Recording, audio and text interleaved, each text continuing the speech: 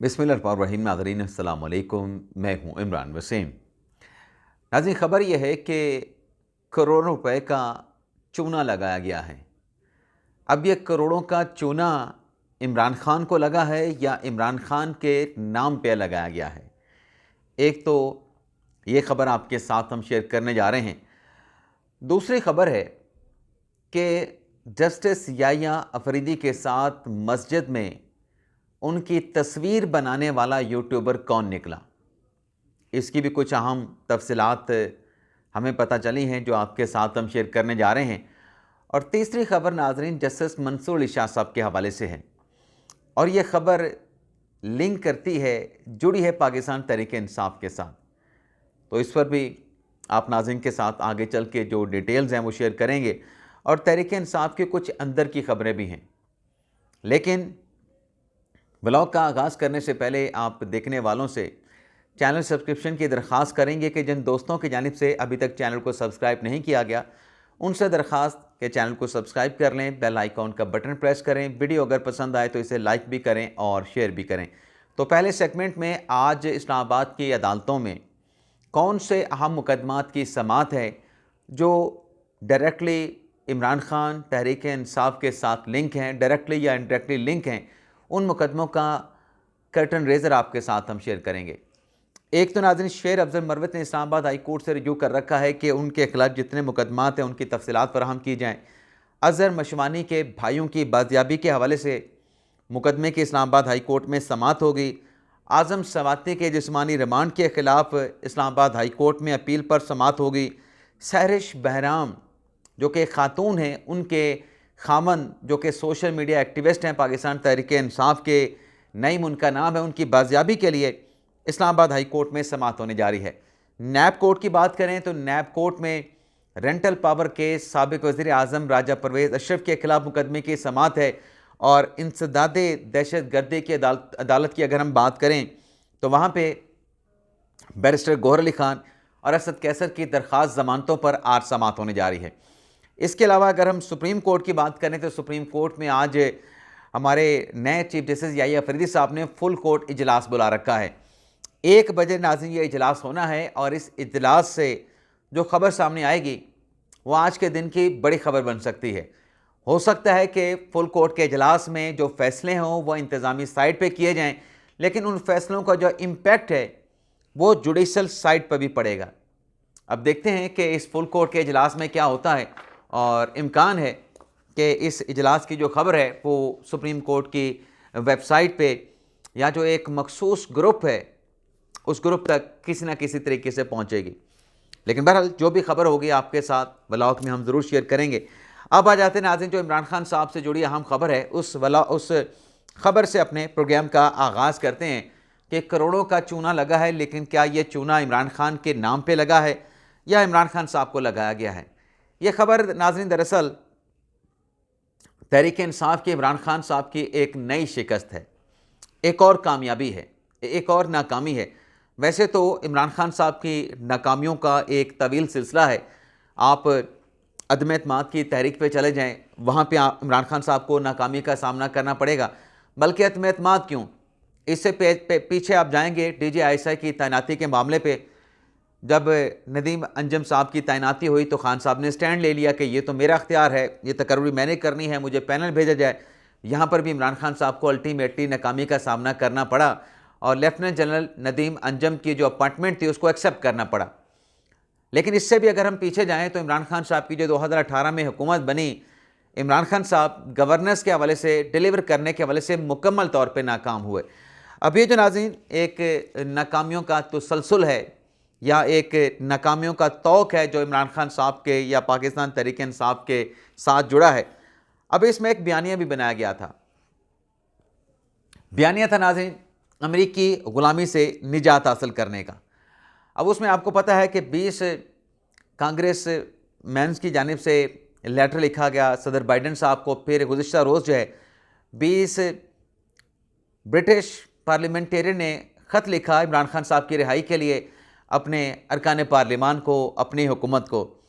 यहाँ पर भी जो मकसद था, जो एजेंडा था, नाकामी का सामना करना पड़ा इमरान खान साहब को।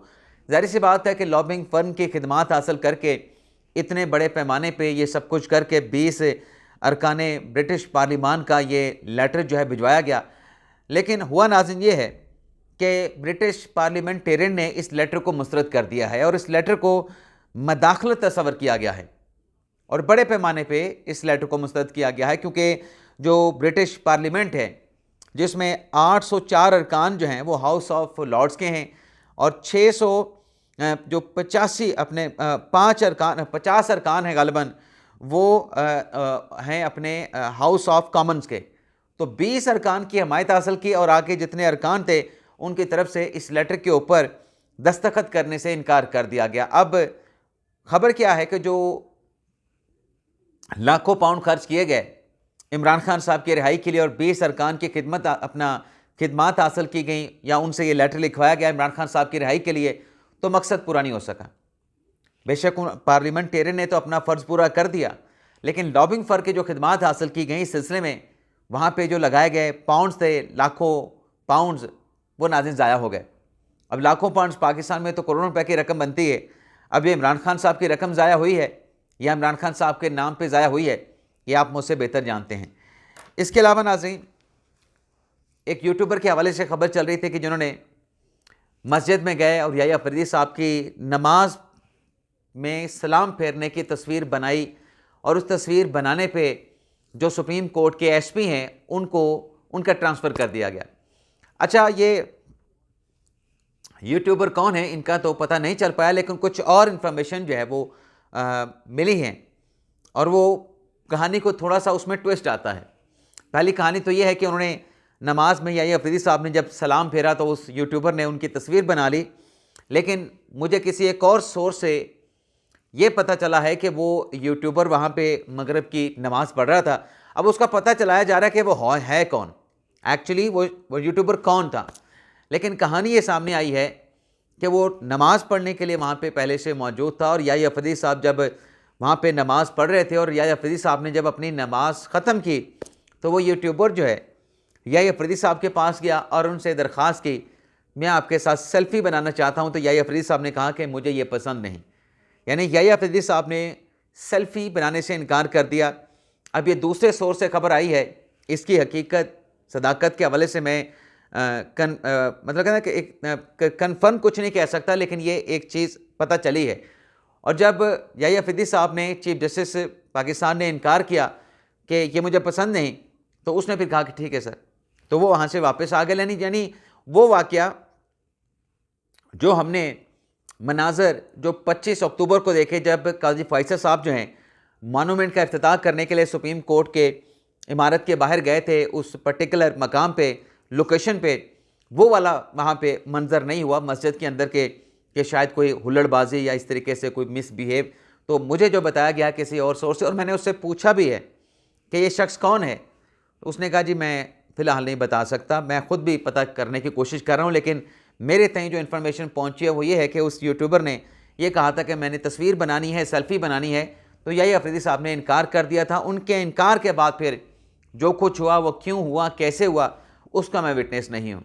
इसके अलावा नाज़रीन एक और ख़बर है, वो नाज़रीन ये है कि जो 27वीं आईनी तरमीम के हवाले से ख़बरें चल रही हैं कि इत्तफ़ाक़ हो गया है वज़ीर आज़म और बिलावल भुट्टो ज़रदारी के माबैन, लेकिन कल जियो के प्रोग्राम में राना सनाउल्लाह साहब ने कहा कि दोनों की मुलाकात में ऐसी कोई बात या ऐसा कोई इत्तफ़ाक़ राय जो है फ़िलहाल नहीं हुआ है। लेकिन राना सनाउल्लाह साहब भी ये कहते हैं कि 27वीं आईनी तरमीम लेकर आएंगे और इसमें कुछ अहम चीज़ें हैं जिनको मंजूर करवाने की कोशिश करेंगे। अगर मंजूर होगी तो फाबिया, ना मंजूर हुई तो तब भी कोई फ़र्क नहीं पड़ेगा। लेकिन बहरहाल ये ज़रूर कहना है पाकिस्तान पीपल्स पार्टी का और नून लीग का कि जो 26वीं आईनी तरमीम की गई है, इस तरमीम के ज़रिए जो वज़ीर आज़म को घर भेजने का एक अदालती रूट था या जिस फोरम से वज़ीर आज़म को घर भेजा जाता था, अब वो सिलसिला जो है वो रास्ता वज़ीर आज़म को घर भेजने का 26वीं आईनी तरमीम के ज़रिए क्लोज़ कर दिया गया है, उसको बंद कर दिया गया है। लेकिन आज एक और ख़बर है नाज़रीन, जैसे कि आज चीफ जस्टिस याह्या अफरीदी साहब ने बतौर चीफ जस्टिस पाकिस्तान कमरा अदालत नंबर 1 में बैठ के मुकदमात की समाअत करनी है, क्योंकि हफ्ते के रोज़ उन्होंने हल्फ उठाया है, हफ्ते को रोज़ मुकदमात की समाअत नहीं होती। तो वो बतौर चीफ जस्टिस आज कमरा अदालत नंबर 1 में बैठ के अपना पहले 30 मुकदमात की समाअत करेंगे। लेकिन नाज़रीन,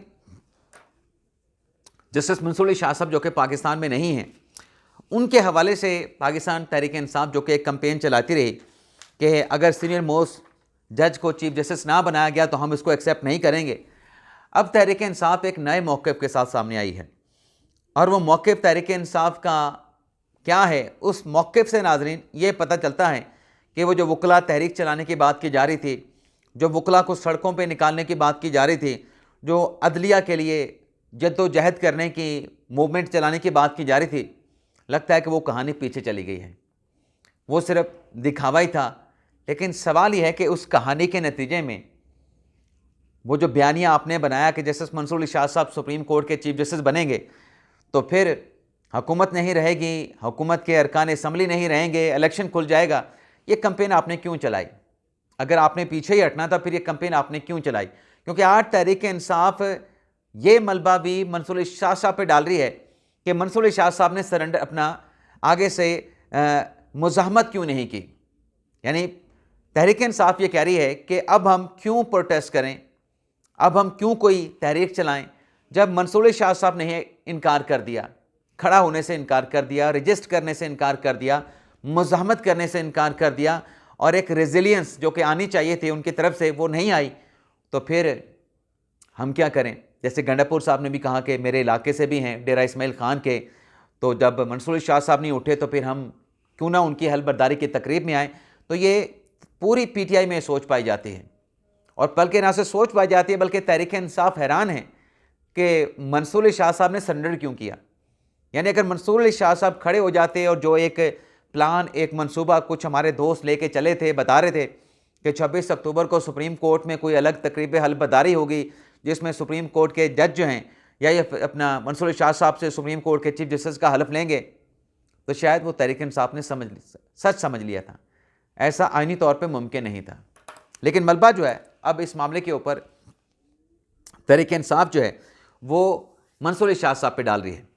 चलें, तहरीक इंसाफ तो करती है, लेकिन ये जो बयानिया इन्होंने बनाया था मंसूर अली शाह साहब को लेके तहरीक चलाने का, उनको चीफ जस्टिस पाकिस्तान बनाने का, उनके आने के बाद इलेक्शन के ऑडिट का, इलेक्शन खुल जाने का, हुकूमत के घर जाने का, उसके नुकसानात जो हैं, उसके कॉन्सिक्वेंसेस जो है मंसूर अली शाह साहब को फेस करने पड़े, और मलबा भी आज तहरीक इंसाफ जो है वो मंसूर अली शाह साहब पे डाल रही है। लेकिन आज नहीं, तहरीक इंसाफ ने चले यहाँ पर तो अपनी हिकमत अमली को चेंज किया, लेकिन सियासी तौर पर भी तहरीक इंसाफ ने अपनी हिकमत अमली में चेंजिंग लाई है, तब्दीली लाई है, चेंज किया है उसको। क्या चेंज किया है कि पहले तो माफ़ कीजिएगा नाज़रीन, माज़रत चाहता हूँ, इंतहाई माज़रत चाहता हूँ। पहले तो नाज़रीन कि घर बैठे कॉल दे देना कि एहतजाज पे निकलें, मीनार पाकिस्तान पहुँचें, लिबर्टी चौक पहुँचें, डी चौक पहुँचें, लेकिन क़यादत घर बैठी है और कारकुनान सोटियाँ खा रहे हैं, डंडे खा रहे हैं, आंसू गैस के शेल खा रहे हैं, गिरफ्तार हो रहे हैं, ज़मानतें करा रहे हैं, अदालतों के धक्के खा रहे हैं। क़यादत जो है वो रोपोश है।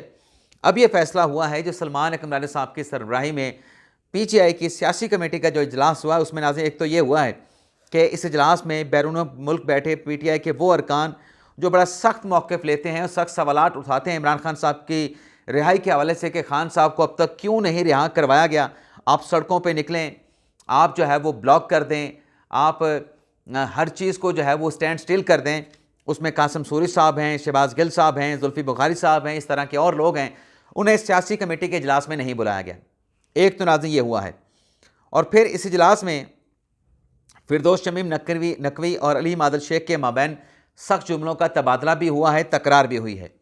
लेकिन सलमान अकरम राजा ने इस इजलास की सदारत की, उमर अयूब साहब थे और बैरिस्टर गौर साहब थे। लेकिन मेरे जहन में ये सवाल आता है कि अभी तो आए हैं सलमान अकरम राजा साहब और वो पार्टी के इजलास की सदारत करने लगे। बैरिस्टर गौर पार्टी के चेयरमैन हैं, वो भी अभी आए हैं, उमर अयूब साहब भी हैं। ये चल क्या रहा है? ये खान साहब पूरी पार्टी वकला के हाथ में दे रहे हैं, ये क्या चल रहा है? मकसद क्या? यानी पीटीआई में ऐसा कोई शख्स भी साबिक कोई तजर्बाकार जो कि जब से तहरीक इंसाफ बनी है तब से तहरीक इंसाफ के साथ हो, क्या वो इस काबिल नहीं, इतनी एबिलिटी नहीं कि उसको ये जिम्मेदारी सौंपी जाए। लेकिन बहरहाल इमरान खान साहब का फैसला है, हम तो सिर्फ सवाल ये चीज़ें हक़ाइक़ आपके सामने रख रहे हैं। बाकी सलमान अकबर साहब, इमरान खान साहब हो सकता है समझते हों कि ज़्यादा बेहतर अंदाज में पार्टी के मामलात को चला सकते हैं, लेकिन उन्होंने किया भी है। सलमान अकबर साहब ने यह किया है कि जो हिकमत अमली है एहतजाज की, उसमें तब्दीली की है सियासी कमेटी के इजलास में, और कहा गया है कि पहला जलसा पेशावर में होगा जिसमें मरकज़ी क़यादत शरीक होगी। 1 नवंबर को यह जलसा पेशावर में किया जाएगा। दूसरा जलसा क्वेटा में होगा 8 नवंबर को, और सलमान अकबर राजा 6 नवंबर को उस जलसे की इजाज़त हासिल करने के लिए क्वेटा में मुतलका फोरम से रजू करेंगे। और अगला जो जलसा है वो कराची में करने का प्लान किया गया है, और तमाम जो जलसे हैं अब उसकी हतमी मंजूरी जो है वो इस सियासी कमेटी के इजलास से जो है वो ली जाएगी। और साथ में ये भी फैसला किया गया है कि इंटर पार्टी इलेक्शन का केस हो, PTI की मखसूस नशिस्तों का केस हो, इन्हें हर फोरम पे लड़ा जाएगा। और chief election commissioner Sikandar Sultan Raja के खिलाफ जो सुप्रीम जुडिशल काउंसिल में रेफरेंस है, उस रेफरेंस को भी दोबारा उठाया जाएगा, उसकी पैरवी की जाएगी।